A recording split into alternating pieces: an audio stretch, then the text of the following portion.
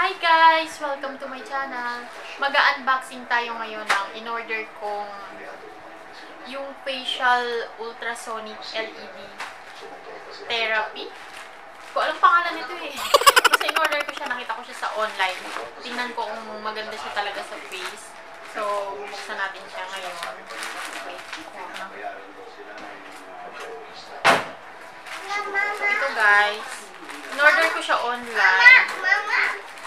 3 days yung 3 days bago siya dumating. Yan.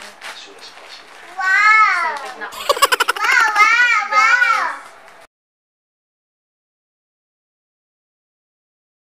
Wow! So guys, ito siya. Ito guys.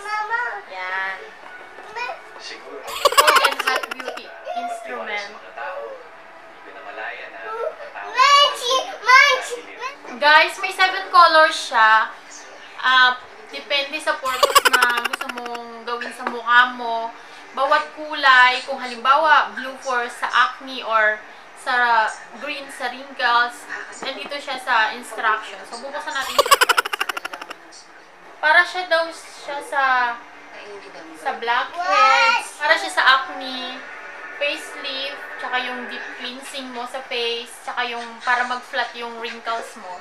So, itatry natin to guys. Next na vlog ko, sasabihin ko sa inyo kung ano yung review ko dito, kung okay ba siya. So, ngayon, i-unbox lang muna natin siya kasi hindi ko rin siya alam pa. So, ito guys, ito siya. Ito.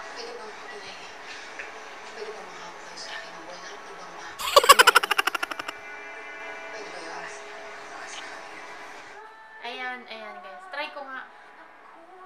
Mainit talaga siya guys. I-ano mo siya sa face mo. Anong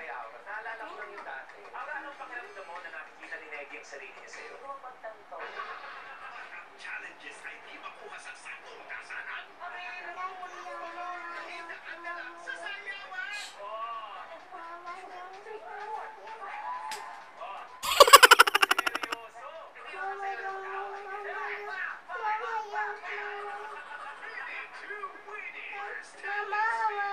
Ang sarap nyo guys. Ang sarap.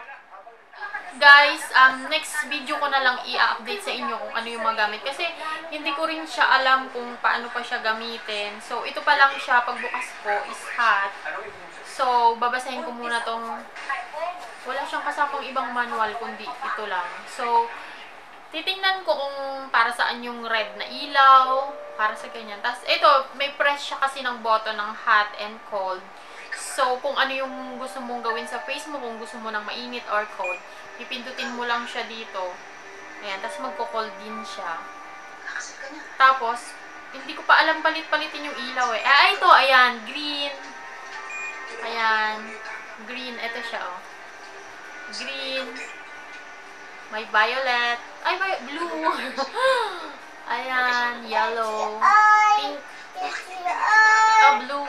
Oh, madami siya. 7 color siya, guys. So, sa next video ko, i-update ko kayo kung ano, maganda ba siya sa face.